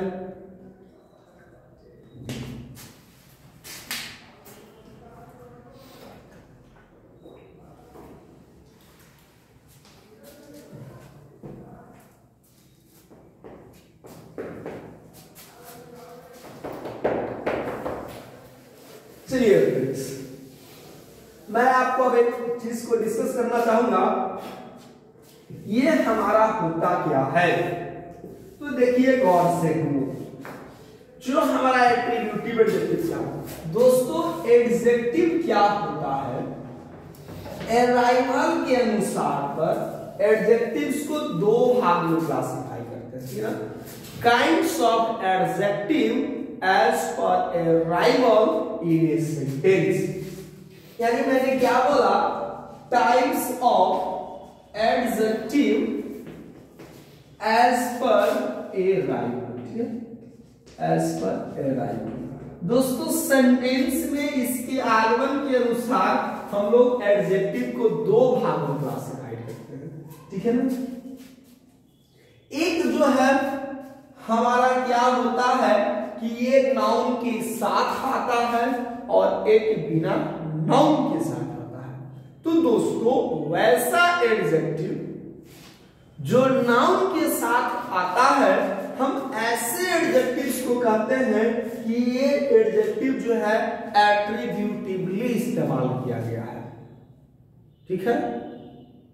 कैसा इस्तेमाल किया गया है? एट्रीब्यूटिव एडजेक्टिव, ठीक है ना? तो एट्रीब्यूटिव एडजेक्टिव, एट्रीब्यूटिव एडजेक्टिव क्या मैंने बोला? एट्रीब्यूटिव एडजेक्टिव में वैसा एडजेक्टिव जो किसी नाउन के साथ इस्तेमाल है। तो हम क्या कर सकते हैं कि एडजेक्टिव प्लस नाउन यदि दिखाई दे तो हम कहते हैं इसी एडजेक्टिव को क्या? एट्रीब्यूटिव एडजेक्टिव, और दैट इज यूज्ड एट्रीब्यूटिवली। और सेकंड जो होता है ऐसा एडजेक्टिव होता है दोस्तों जो बिना नाउन के इस्तेमाल होता है, जो सिर्फ एडजेक्टिव होता है, उसके बाद नाउन नहीं होता है, तो हम ऐसे एडजेक्टिव को प्रेडिकेटिवली इस्तेमाल करते हैं, ठीक है ना? ऐसे एडजेक्टिव्स को हम लोग प्रेडिकेटिवली इस्तेमाल करते हैं और जो एडजेक्टिव का काइंड बनता है दोस्तों हमारा, वो कहलाता है प्रेडिकेटिव एडजेक्टिव। वो काइंड्स क्या कहलाता है? Predicative adjective. तो मैंने तो बिगिनिंग में ही बताया था कि अराइवल के अनुसार एडजेक्टिव को दो काइंड, आपको दोनों मैंने क्लियर कर दिया कॉन्सेप्ट कि वो दोनों कैसे पहचानेंगे, क्या होता है। एक को कहते हैं एट्रीब्यूटिव एडजेक्टिव, दूसरे को कहते हैं प्रेडिकेटिव एडजेक्टिव। और इसकी खासियत है कि एडजेक्टिव के बाद नाउन नहीं होगा, मैं कर देता हूं नो नाउन। आप इसको समझ लीजिए, एडजेक्टिव प्लस नो नाउन। अब जरा ग्रामर की बात करते हैं, ठीक है? मींस सवाल जवाब का ग्रामर, आई मीन टू से क्वेश्चन। इसको क्वेश्चन करने के लिए हम हाउ से इस्तेमाल करते हैं और इसको क्वेश्चन करने के लिए व्हाट प्लस नाउन का। और आप अभी देखे होंगे बिगिनिंग में, तो मैंने यही लिखा था व्हाट प्लस नाउन। ये व्हाट प्लस नाउन और हाउ क्या है सर, ये मैं आपको बताता हूं। चलिए मैं अब एक एग्जांपल्स के थ्रू समझाता हूं। देखिए दोस्तों, मैंने एक एग्जांपल लिखा, जैसे सी इज ब्यूटीफुल। मैंने एक एग्जांपल लिखा, सी इज ब्यूटीफुल। अब आप मुझे बताओगे कि ये जो ब्यूटीफुल है, क्या ब्यूटीफुल के बाद हमारा नाउन है? जी नहीं। इसके बाद हमारा नाउन है? नहीं, नाउन है। तो अब जब इसके बाद नाउन नहीं है, तो ये पहले इतना तो आपको पता है कि ब्यूटीफुल क्या है, क्योंकि या नाउन या प्रोनाउन की कहीं न कहीं विशेषता बताता है। तो ये हमारा कैसा कहलाएगा? कैसा कहलाएगा? जल्दी से बताओगे। ये हमारा एडजेक्टिव कहलाएगा। ये तो आपको कॉन्सेप्ट क्लियर है कि एडजेक्टिव कहलाएगा क्योंकि इस प्रोनाउन को क्वालिफाई कर रहा है, ठीक है ना? तो अब क्या ब्यूटीफुल के जब बाद मेरा नाउन नहीं है, तो बताओ जिसके बाद नाउन नहीं होता उस एडजेक्टिव को मैंने नाम क्या बताया? Predicative adjective. क्या कहा है मैंने? Predicative adjective. और प्रेडिकेटिव एडजेक्टिव को क्वेश्चन करने के लिए मैंने किसका कौन सा इंट्रोगेटिव वर्ड बताया है? हाउ को। तो क्वेश्चन कर लो ना, हाउ इज सी, वो कैसी है? She is beautiful. How is she? She is beautiful. How is she? She is intelligent. How is she? She is little. ये भी कर सकते हैं, ठीक है? How is she? She is an extraordinary, ठीक है? तो ये चीज हो गया। लेकिन मैं यदि एग्जांपल ये कहता, ठीक है, she is a beautiful girl, ठीक है? सपोज मैंने ये एग्जांपल लिखा, तो अब तो यहाँ पर हमारे पास एक कॉन्सेप्ट और बढ़ गया। क्यों? क्योंकि अब इस ब्यूटीफुल एडजेक्टिव के बाद हमें दिखाई दे रहा है यहाँ पर एक नाउन। तो अब जिस एडजेक्टिव के बाद नाउन दिखाई दे वह कैसा एडजेक्टिव होगा? देखिए ना यहाँ गलत शब्द यहाँ लिखना है, एट्रिब्यूटिव एडजेक्टिव। ये हमारा कहलाएगा एट्रिब्यूटिव एडजेक्टिव, एट्रिब्यूटिव एडजेक्टिव। ठीक है दोस्तों, और जो एट्रिब्यूटिव एडजेक्टिव को हम सवाल जवाब की जब बात करेंगे, एट्रिब्यूटिव एडजेक्टिव को सवाल जवाब में तो हम इस्तेमाल करते हैं एट्रिब्यूटिव एडजेक्टिव के लिए क्या? What plus noun.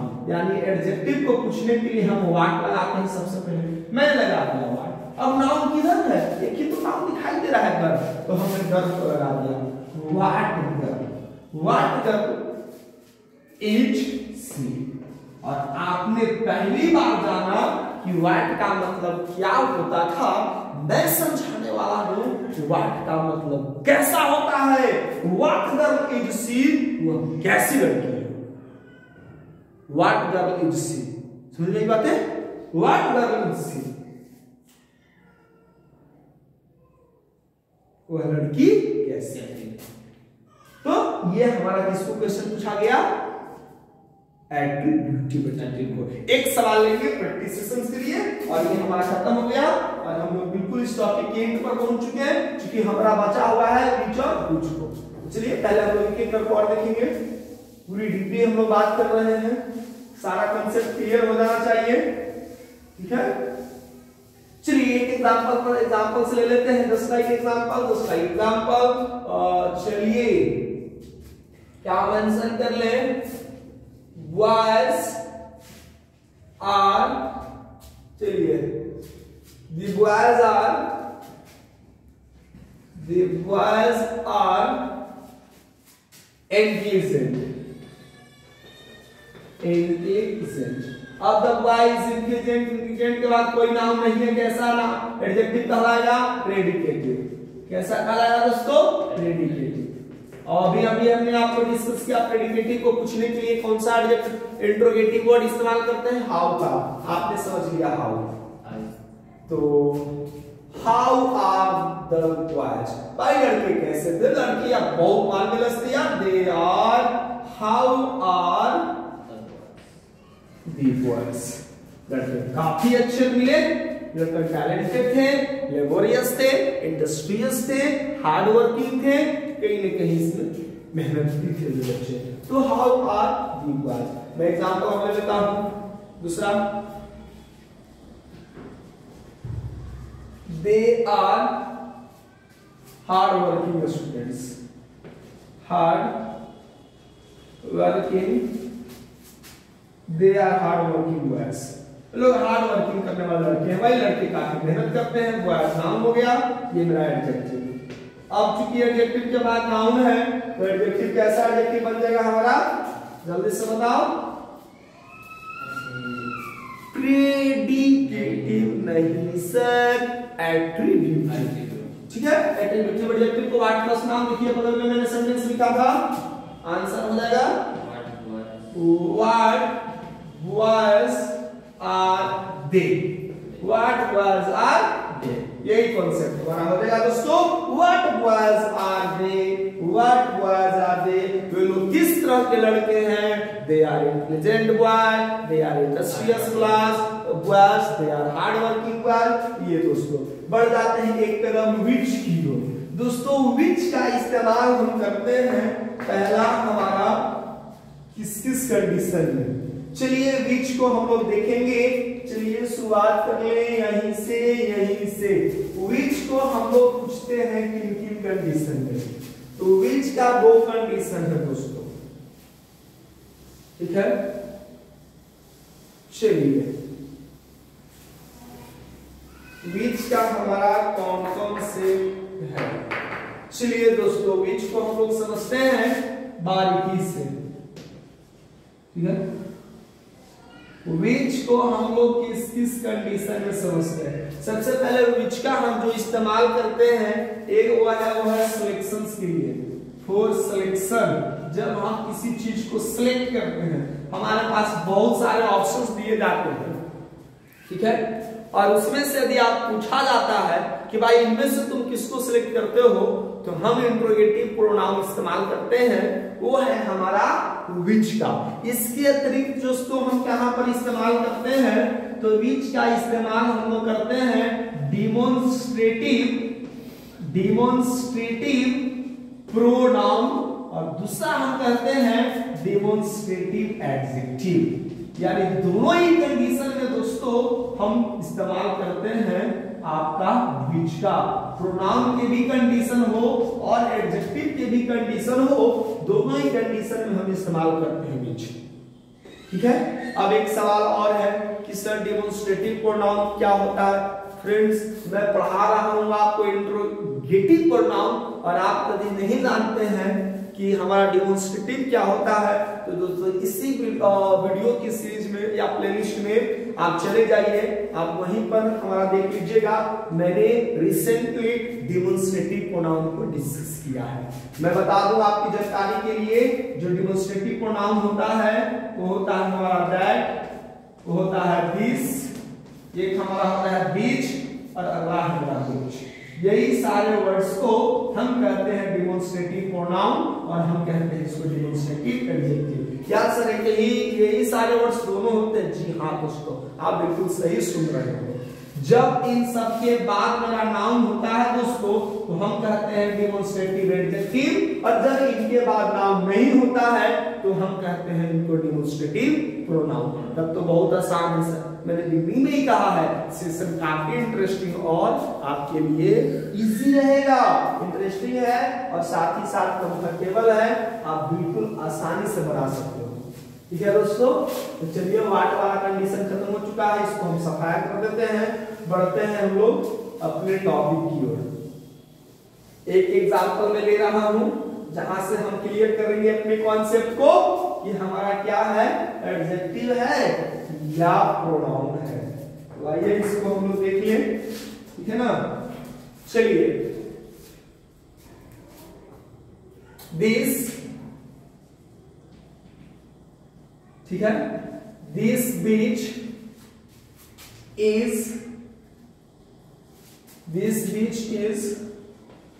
crowded in summer। becomes word कर दीजिए, ज्यादा बेहतर रहेगा। चलिए, this beach becomes crowded in summer। भाई समर में इतने विजिटर्स आते हैं, ये जो बीच होता है काफी क्राउडेड होता है, बहुत लोग यहाँ पर आते हैं, काफी संख्या में, बड़ी तादाद में लोग विजिटर्स आता है। दिस बीच becomes crowded, ठीक है ना। तो दिस के बाद हमने क्या लिख दिया, बीच। तो अब दिस के बाद जब मैंने नाउन लिखा तो मैंने क्या बताया था, डिमोन्स्ट्रेटिव एडजेक्टिव, ठीक है। अब जो है हम इसको, ये हमारा क्या हो गया, डिमोन्स्ट्रेटिव प्रोनाउन नहीं, डिमोन्स्ट्रेटिव एडजेक्टिव, ठीक है दोस्तों। और यदि हम यही कहते हैं दूसरी एग्जांपल्स में, वो एक दो, this is a crowded beach। ये बहुत ज्यादा बीच, मैं इस पर विजिट करना पसंद नहीं करूंगा, काफी भीड़ होती है, एंजॉय करने में आपको मजा कर सकते हैं, बनता नहीं है। जब बहुत ज्यादा संख्या ओवर क्राउडेड है तो कहीं ना कहीं अत्यधिक संख्या किसी भी रूल्स रेगुलेशंस को तोड़ देती है। तो दिस इज ओनली एग्जांपल, आप एग्जांपल ही समझेंगे। ये है हमारा डिमोन्स्ट्रेटिव प्रोनाउन। रीजन आपको क्लियर हो गया क्यों हमारा डिमोन्स्ट्रेटिव ये प्रोनाउन बना, क्योंकि फ्रेंड्स दिस के बाद हमने कोई नाउन मेंशन नहीं किया है, डिमोन्स्ट्रेटिव प्रोनाउन। अब सवाल है कि यदि हम इसको क्वेश्चन करना चाहें, सर हम कैसे सवाल करेंगे, कौन सा बीच समर में क्राउडेड होता है, this where we are demonstrate कर रहा है, क्योंकि हमको नाम से ही पता है डिमोन्स्ट्रेटिव एडजेक्टिव दिखाता है। अब क्वेश्चन करो, इसके लिए क्वेश्चन करो, which is a crowded beach, crowded beach in summer। Clear है दोस्तों, which is a crowded beach in the summer, this one where we are right now। वही बीच है जो समर में इतनी सैलानी लोग आते हैं भाई, इतने लोग उमड़ते हैं कि पांव रखने के लिए भी जगह नहीं होते हैं। तो ये हमारा क्वेश्चन मिला लीजिए। अब समझ में आया कि इसको क्वेश्चन करें, तो इसको भी देख लो ना फ्रेंड्स, दिक्कत क्या है, क्वेश्चन भी से कर लेंगे। Which इसमें तो sir summer which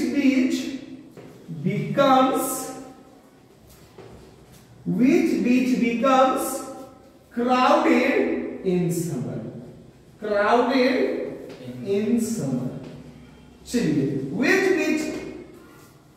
beach becomes crowded in summer? तो आंसर हमारा मिलेगा आपका this beach। तो देख रहे हैं ना, तो which हमारा के बाद हमारा क्या है, beach नाउन है। ये किसके लिए पूछा गया है, एडजेक्टिव के लिए।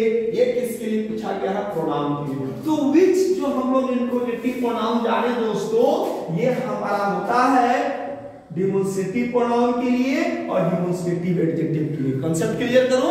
Yes sir. तो जब ये हमारा एडजेक्टिव हो गया तो इसी को हम लोग कहते हैं इंट्रोगेटिव एडजेक्टिव।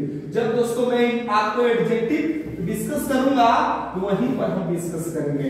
अभी मैंने बताया था एट्रिब्यूटिव एडजेक्टिव, तो वर्ड के बाद जो मेरा नाउन था वो भी मेरा इंट्रोगेटिव एडजेक्टिव ही था। यस, आपका सवाल था, पूछिए सवाल अपना अच्छे से। हाँ सर, इसमें तो इन समर मेंशन नहीं किया तो फिर क्वेश्चन नंबर 2। अच्छा, इसलिए दिस इज ए क्राउडेड, इसमें हम समर नहीं मेंशन है, कोई ये मतलब नहीं है, ये रेस्टोरेंट है हमारा, इससे हमें कोई दिक्कत नहीं। हम लोग डिस्कस कर रहे हैं फ्रेंड्स प्रोनाउन का। साथियों, एक सवाल हमारे विद्यार्थी का है, सर इसमें तो आप नहीं लिखे थे समर, फिर क्यों यहाँ पर मेंशन कर दिए? तो ये हमारा रेस्टोरेंट है, सेंटेंस को मीनिंग करने के लिए हमें समझना है इसका, ठीक है। और अब एक बात हम लोग कर रहे हैं सिलेक्शंस की ओर, तो चलो देख लो सिलेक्शन को कैसे क्वेश्चन करेंगे। क्या नोट कर लो, काफी वक्त से मैं मौका नहीं दिया हूं, थोड़ा नोट ही कर लो।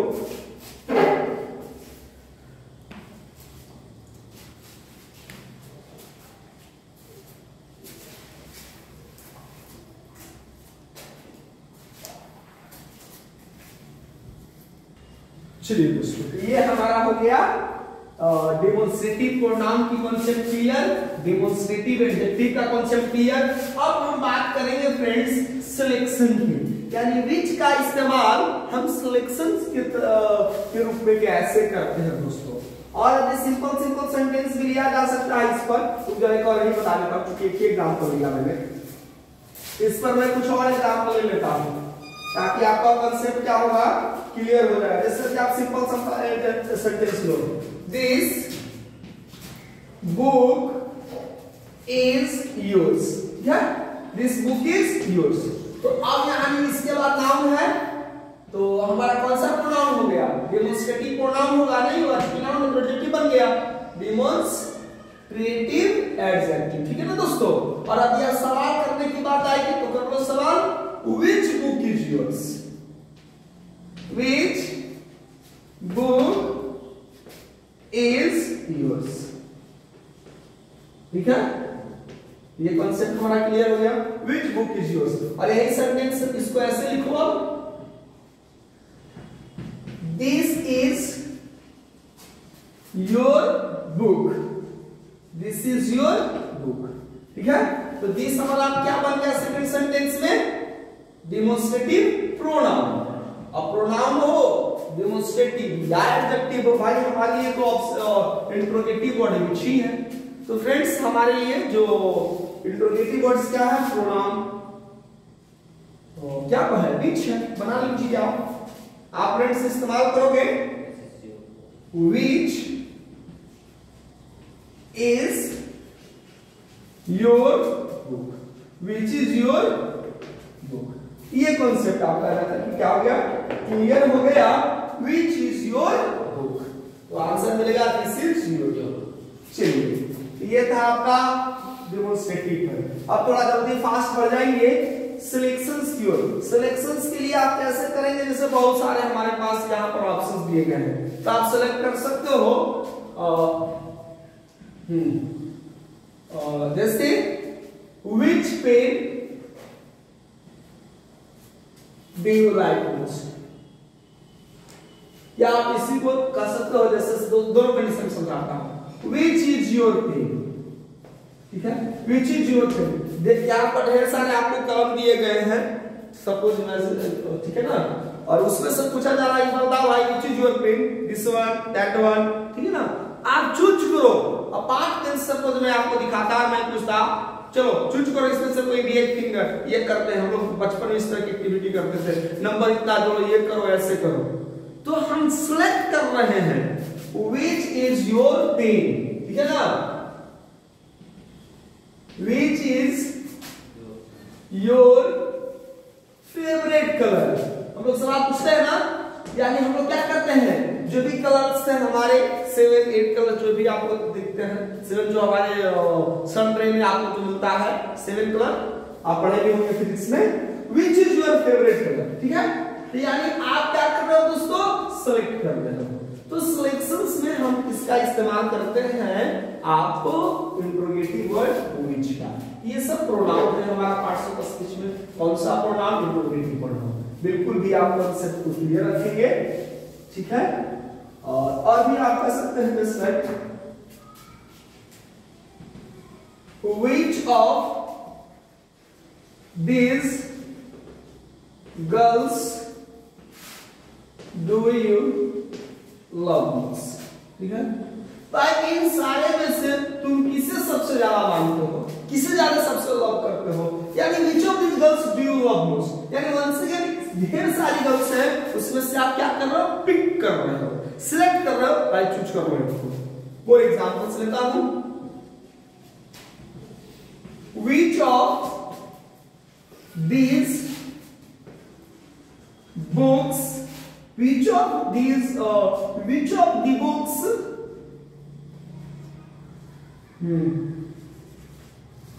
do you prefer to study। बताओ इन सारे में से कौन से बुक को आप पढ़ना पसंद करते हो, prefer to study. Which of the books do you prefer to study? बहुत सारे किताबें रखी हुई हैं, यानी आप किसकी चर्चा कर रहे हैं, सिलेक्ट कर रहे हैं, चुन रहे हैं। तो दोस्तों ये था which का कंसेप्ट। और भी एग्जांपल्स यदि आप चाहेंगे तो भी कर सकते हैं, जस्ट एक एग्जांपल और एग्जांपल लो ना, ठीक है। Which of the rooms does my friend stay? Stay in। भाई इनमें से कौन से रूम में हमारा दोस्त रहता है, यानी चूज करो। भाई हम भूल गए हैं, which of the rooms does my friend stay in, और इसी in को आप यहां पर भी मेंशन करते हैं, in which of the rooms। तो अब बहुत कंडीशन में इसी in को कहां पर लगा देते हैं लोग, फर्स्ट में। तो आप जनरली प्रीपोजिशन हमारा बिगिनिंग में नहीं आता दोस्तों, सेंटेंस का सब्जेक्ट हमारा नाउन बनता है, सब्जेक्ट नाउन बनता है, प्रोनाउन बनता है, इसलिए हम लोग यही स्टैंडर्ड समझेंगे, ठीक है ना। ये हमारा एग्जांपल हुआ।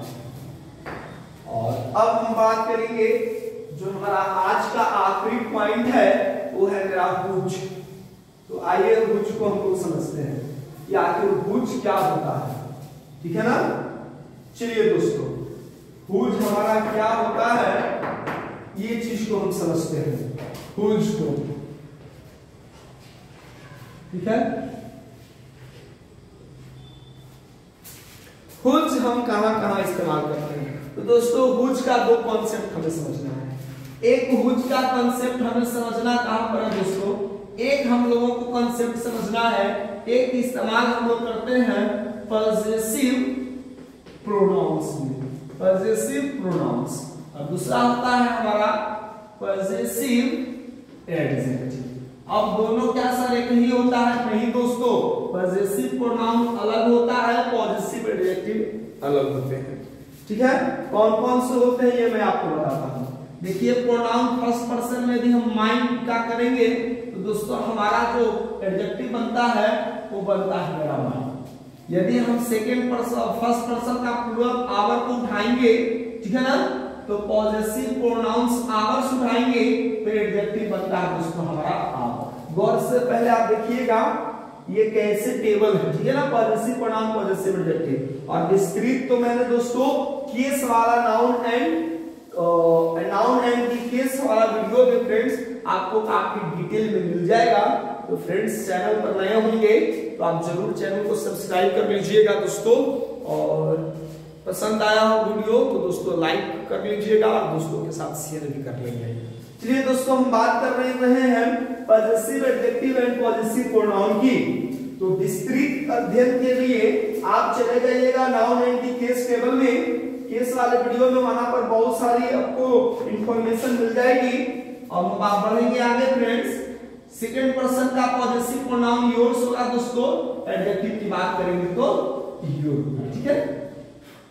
थर्ड हमारा सेकंड पर्सन का दोनों number means both number, singular and plural दोनों के लिए हम लोग ये भी इस्तेमाल करेंगे, प्रोनाउन योर्स, एडजेक्टिव योर, ठीक है दोस्तों। अब हम बात करेंगे आपका किसका, हम बात करेंगे थर्ड पर्सन का सिंगुलर नंबर ही, पॉजेसिव एडजेक्टिव दोस्तों हमारा क्या होता है हिज, पॉजेसिव प्रोनाउन भी दोस्तों हमको क्या होता है हिज। बात करेंगे थर्ड पर्सन का और भी हमारे सिंगुलर नंबर में सी, पॉजेसिव प्रोनाउन बात करेंगे दोस्तों हर्स, पॉजेसिव एडजेक्टिव बात करेंगे दोस्तों हर। हम ईट की बात करेंगे थर्ड पर्सन ईट, ठीक है ना फ्रेंड्स। तो ईट जो होता है इसका पॉजेसिव प्रोनाउन इस्तेमाल नहीं करेंगे, ये कॉलम ब्लैंक रह जाएगा मेरा, इसमें हम लोग करते हैं ईट्स। क्यों नहीं ईट होता है ये सवाल दोस्तों, कोई ऐसा सेंटेंस इंग्लिश का पैटर्न नहीं है जहां पर आप ईट को एज ए प्रोनाउन इस्तेमाल कर सकते हो, कोई ऐसी पैटर्न नहीं मिलेगा आपको। इसका कंडीशन ही क्या कर सकते हैं, ऐसी सिचुएशन ही नहीं क्रिएट हो पाई है जहां पर हम ईट का पॉजेसिव प्रोनाउन के फॉर्म में इस्तेमाल किया जा सकता है। दैट्स व्हाई हम लोग इस कॉलम को ब्लैंक रखते हैं। और आखिरी हम बात पहुंच चुके हैं डे, तो इसका हम पॉजेसिव प्रोनाउन बात करेंगे दोस्तों डियर्स, और ये हमारा बन जाएगा डियर। यानी इतना कहीं भी दिखाई दे दोस्तों, इन सब के बाद निश्चित तौर पर नाउन आएगा, इन सब के बाद दोस्तों नाउन नहीं आएगा, नो नाउन्स, ठीक है दोस्तों।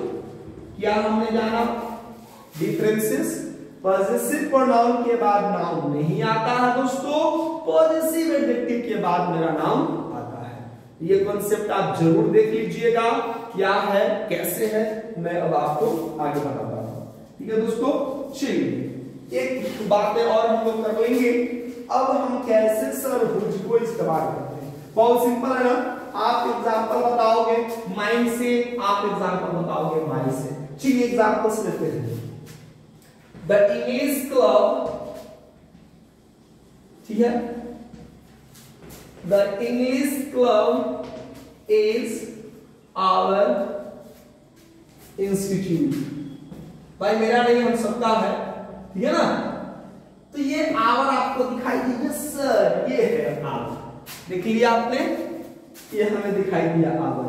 तो अब इसके बाद हमने क्या बताया था, आवर के बाद क्या दिखाई देगा नाउन। देखो तो नाम दिखाई दे रहा है, वाह सर ये तो बहुत आसान तरीका है, मतलब कितनी आसानी से हम बना ले रहे हैं, ये हमें कॉन्सेप्ट क्लियर है। यदि हम ऑप्शन देखें कि आवर और आवर्स में कौन सही है, आप टिक करके बताओगे अभी से, ये तो बहुत आसान सा ऐसा सवाल क्यों पूछ रहे हैं, क्योंकि लिखे हैं सर इनके बाद नाउन नहीं होता, तो फिर कहां से नाउन आ गया, तो तुम गलत मैं सही। क्लियर, ये कॉन्सेप्ट आपको देख लेना है। अब आ गया, अब सपोज हमें इसके क्वेश्चन को करना है कि ये इंग्लिश क्लब हम सबका है, राइट। तो सवाल आएगा कि इंग्लिश क्लब किसका है, तो हुज का मतलब किसका किसकी, आपको पता है, यानी कि ये इस्तेमाल होता है whose for showing such, for showing position.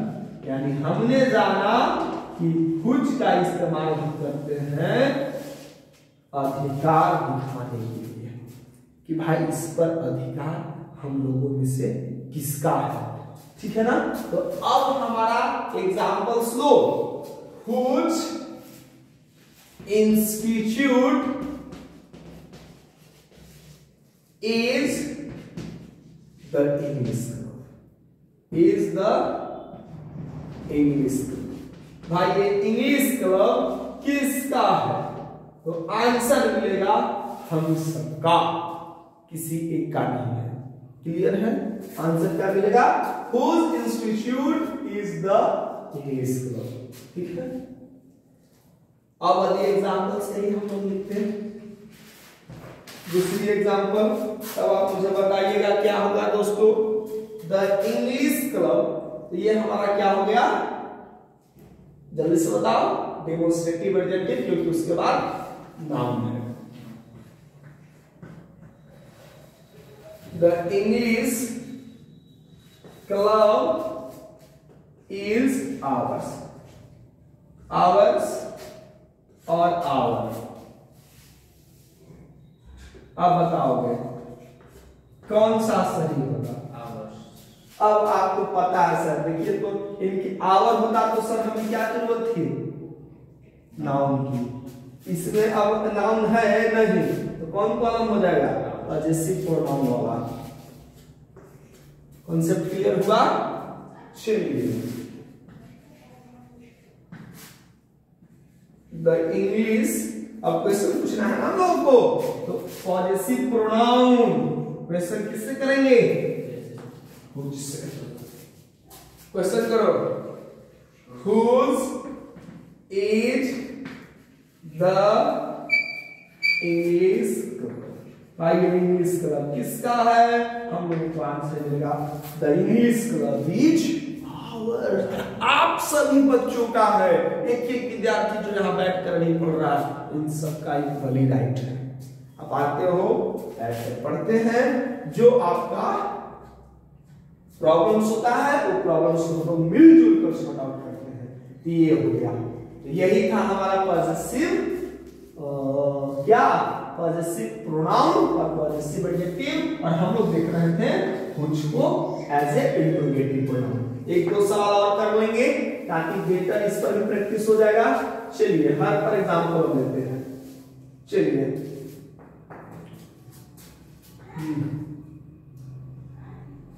This is her new building. भाई उसका ये अभी नई हाल फिलहाल में बना हुआ ये उसकी बिल्डिंग। ठीक है, तो हर के बाद आपको क्या दिखाई दे रहा है? नाउन। तो जब नाउन है तो ये कैसा एडजेक्टिव हो गया?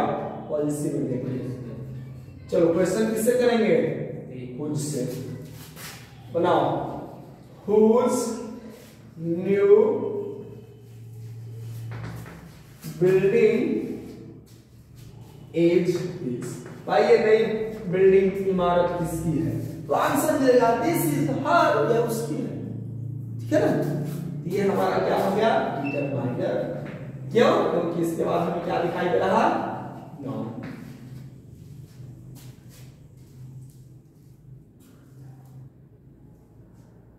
क्लियर हो गया दोस्तों? चलिए एक एग्जांपल और लो।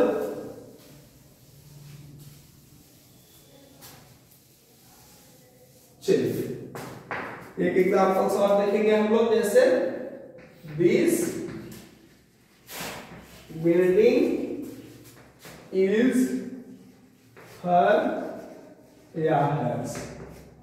अब आपको दिखाई दे रहा नाउन नहीं है, हर्स हो जाएगा। सवाल करके देखो, पॉजेसिव प्रोनाउन। ठीक है, ये हमारा क्या है? पॉजेसिव प्रोनाउन है। तो पॉजेसिव प्रोनाउन है दोस्तों, तो आप क्वेश्चन कर लो, बहुत साधारण तरीका से बन जाएगा। Whose is this building? Whose is this? यह बिल्डिंग किसका है? तो आंसर मिलेगा दिस बिल्डिंग इज हर्स। ये हमारा पॉजेसिव प्रोनाउन। तो दोस्तों यही था आज का हमारा सेशन, जो काफी आपके लिए इंटरेस्टिंग, इंफॉर्मेटिव रहा होगा, जिसमें हमने इंट्रोगेटिव प्रोनाउन को एक एक वर्ड को हमने सारे इस्तेमाल को देखा, समझा और काफी इंटरेस्टिंग रहा होगा। हम दोस्तों उम्मीद करते हैं ये सेशन काफी आपके लिए इंफॉर्मेटिव रहा होगा, काफी फायदेमंद रहा होगा। और फिर से दोस्तों मैं एक और रिक्वेस्ट आपसे जरूर करना चाहूंगा, दोस्तों नए होंगे चैनल पे तो जरूर चैनल को सब्सक्राइब कर लीजिएगा, दोस्तों के साथ शेयर करना नहीं भूलेंगे। वीडियो पसंद आया हो तो जरूर लाइक करेंगे दोस्तों। मिलते हैं दोस्तों फिर नए सेशन में, नए अंदाज में। तो तब तक के लिए जय हिंद।